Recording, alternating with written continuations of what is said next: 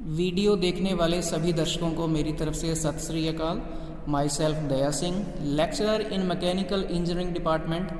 आज का ये जो वीडियो सेशन है इसके अंदर हम बात करेंगे डिज़ाइन प्रोसीजर के बारे में कि जब भी हम किसी मशीन एलिमेंट को, किसी कंपोनेंट को डिज़ाइन करते हैं तो वो कौन से बेसिक स्टेप्स हैं जिनके थ्रू हम किसी भी कंपोनेंट को इजीली डिज़ाइन कर सकते हैं।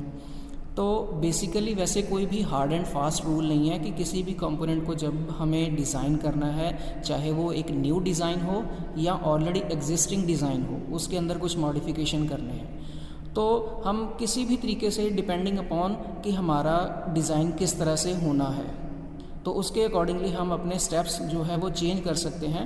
बट बेसिकली अगर हम देखें तो जब भी हमें किसी कंपोनेंट को डिज़ाइन करना है तो बेसिक जो स्टेप्स रहते हैं वो हमारे सेम रहते हैं। तो आज उन्हीं स्टेप्स के बारे में बात करेंगे कि वो कौन कौन से स्टेप्स हैं, किस तरह से हमें उनको फॉलो करना है, तो उनके बारे में आज बात करने जा रहे हैं। General design procedure flow chart के रूप में हमने कुछ इस तरह से इसको डिफाइन करना है। सबसे पहला पॉइंट, एम या need of the design. Why should we design this? ये क्वेश्चन हमारे माइंड में चलना चाहिए कि जो चीज़ मैं बनाने जा रहा हूँ उसे मैं क्यों बनाऊँ, उसकी मार्केट के अंदर क्या वैल्यू रहेगी, कल को उसे कोई परचेज़ करेगा या नहीं करेगा, ये पहले जो एग्जिस्टिंग प्रोडक्ट्स हैं उनसे किस तरह से डिफरेंट होगा, इसकी वैल्यू एग्जिस्टिंग प्रोडक्ट से कैसे ज़्यादा रहेगी, लोग इसे क्यों परचेज़ करेंगे। तो इन सभी पॉइंट्स को क्लियर करने के बाद हम उस चीज़ को डिफ़ाइन करेंगे अच्छे से कि उसे किस तरह से बनाना है। तो पहले हमें पिक्चर उसकी क्लियर होनी चाहिए कि जो चीज़ भी हम डिज़ाइन करने जा रहे हैं उसकी मार्केट के अंदर कुछ वैल्यू रहेगी या नहीं रहेगी, कितनी वैल्यू रहेगी। Second step is problem statement. इस स्टेप के अंदर हम तकरीबन काफ़ी कुछ कवर करेंगे, जैसे एलिमेंट्री डिज़ाइन, मटेरियल सिलेक्शन, इस तरह से काफ़ी चीज़ें और भी होंगी। एलिमेंट्री डिज़ाइन का मतलब भी जो कंपोनेंट हमें डिज़ाइन करना है उसका जो एलिमेंट्री डिज़ाइन है कि उनके साइजेस क्या रहेंगे, स्पेसिफिकेशंस क्या रहेंगे, उन सभी को हमें स्पेसिफाई करना होगा एक डेफिनेट पैटर्न की फॉर्म के अंदर, रिटन फॉर्म के अंदर। मटेरियल कौन से सिलेक्ट करने हैं, उन मटेरियल्स की प्रॉपर्टीज़ क्या रहेंगी, उनकी स्ट्रेंथ क्या रहेगी। तो जब हम उस चीज़ को एग्जैक्टली पेपर के ऊपर डिफ़ाइन करेंगे तो वो हमारा आ जाता है प्रॉब्लम स्टेटमेंट के अंदर। अगर इसको हम बात करें what is the exact problem, इसको रिटन फॉर्म में हमें वहाँ पे दे दिया कि ये हमारी प्रॉब्लम है, इसको हमें सॉर्ट आउट करना है कि हमारा जो मॉडिफिकेशन है वो इस तरह से होगा या हमारा जो नया प्रोडक्ट है वो ये काम करेगा, उसको डिफ़ाइन करके बताना है। नेक्स्ट इसी के अंदर आ जाएगा कि उसकी स्पेसिफिकेशंस भी हमने देनी है कि उसका साइज़ क्या होगा, उसकी शेप क्या होगी, उसका मटेरियल क्या रहेगा। नेक्स्ट इसी के अंदर हम बात करेंगे फिर उसका परफॉर्मेंस लेवल किस तरह से रहेगा, हाउ टू चेक, उसको हम चेक किस तरह से करेंगे। तो सभी को हमने एक रिटन स्टेटमेंट के अंदर इस स्टेप के अंदर डिफाइन करना है। Next step is design ideas and alternatives.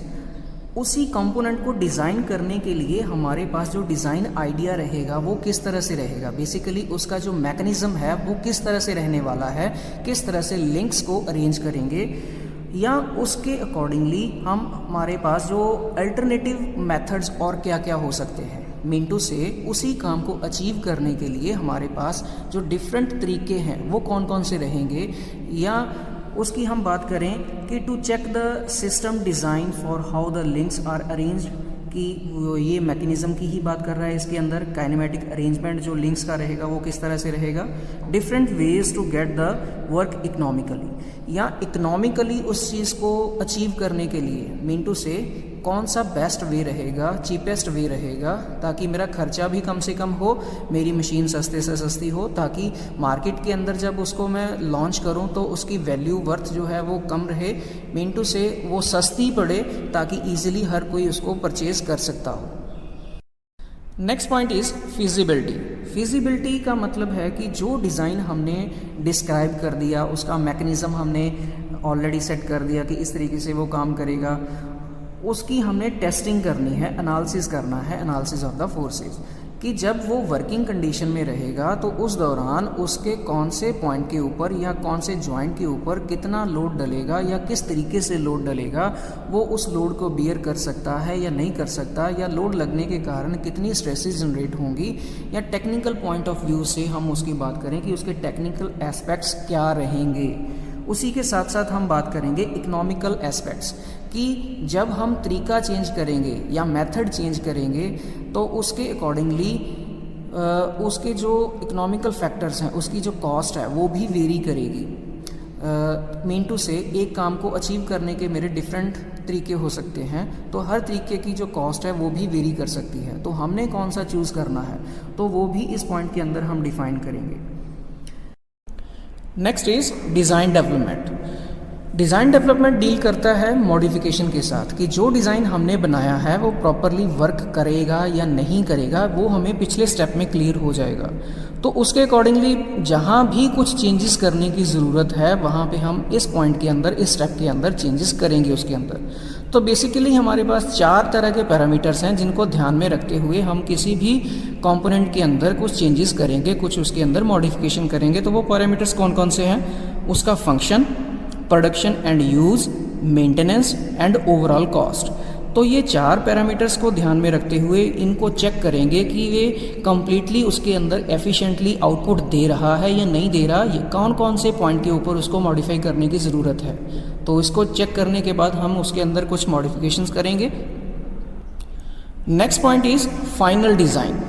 अब इसके अंदर हमारा जो भी चेंजेस होने थे वो ऑलरेडी हो चुके हैं। इस स्टेप के अंदर हम दोबारा से चेक करेंगे कि जो हमने कंपोनेंट डिज़ाइन किया है, जो मशीन हमने डिज़ाइन की है, वो एस्थेटिकली कहाँ पे लाई करती है। उसका जो प्रोडक्शन मेथड है, वो जो हमने डिसाइड किया है, वो हमें एग्जैक्टली आउटपुट दे पाएगा या नहीं दे पाएगा। उसकी जो एर्गोनॉमिक्स है वो किस तरह से है, उसकी जो कॉस्ट है वो किस तरह से है, उसकी जो स्टेबिलिटी है वो किस तरह से रहेगी। तो ये 5 के 5 जो फैक्टर हैं उनको ध्यान में रखते हुए हम उस डिज़ाइन को फाइनल शेप दे देंगे कि ये हमारा डिज़ाइन जो है वो फाइनल स्टेज तक पहुँच चुका है।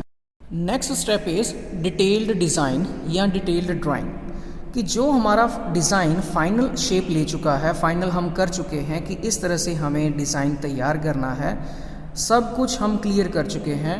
फर्दर हमें एक फाइनल रिपोर्ट तैयार करनी है कागज़ों के रूप के अंदर कि हम जो जो चीज़ें करने वाले हैं वो कुछ इस तरह से रहेंगी, जिनके अंदर हम उसकी स्टैंडर्डाइजेशन, कौन कौन से स्टैंडर्ड्स फॉलो करने हैं हमें, प्लान्स ऑफ ड्राइंग, ऑप्टिमाइजेशन के तरीके, ड्राइंग्स विद कंप्लीट स्पेसिफिकेशंस जो कि शो करेंगी materials, manufacturing methods, surface finish, accuracy, ये सारी चीज़ें हमें कागजी रूप के अंदर तैयार करके रख लेनी है। Next step is prototype and testing. इस स्टेप के अंदर जो भी हमें मॉडल फाइनल शेप तैयार करना है, मान लीजिए कि मैंने एक गाड़ी तैयार करनी है, तो सबसे पहले उसकी जो फाइनल प्रोडक्शन स्टार्ट होने से पहले उसका प्रोटोटाइप बनाया जाएगा। प्रोटोटाइप के ऊपर हम टेस्टिंग करके देखेंगे। प्रोटोटाइप मतलब कि उसका एक छोटा स्मॉल स्केल के ऊपर एक मॉडल बना के देखा जाएगा, उसके ऊपर टेस्टिंग की जाएगी। अगर उसके अंदर कुछ मॉडिफिकेशन करने की ज़रूरत पड़ी तो मॉडिफिकेशन की जाएगी। तो जब ये सारी चीज़ें फाइनल हो जाती हैं तो लास्ट स्टेप आता है हमारा प्रोडक्शन का, कि जो हमारा डिज़ाइन अब कागज़ी रूप में था उसको एक्चुअल फॉर्म देने के लिए हमारी जो प्रोडक्शन है वो प्रोडक्शन डिपार्टमेंट स्टार्ट कर देगा। इसी के साथ जो हमारा ये आज का टॉपिक था जनरल डिज़ाइन प्रोसीजर वो कंप्लीट हो चुका है। उम्मीद है कि सभी स्टेप्स आपको अच्छी तरह से समझ आए होंगे। अगर आपको ये वीडियो अच्छा लगे तो आगे भी शेयर कीजिए, आपकी नॉलेज भी इंक्रीज़ होगी, दूसरों को भी नॉलेज मिल सकती है। Okay, thank you very much. सत श्री अकाल।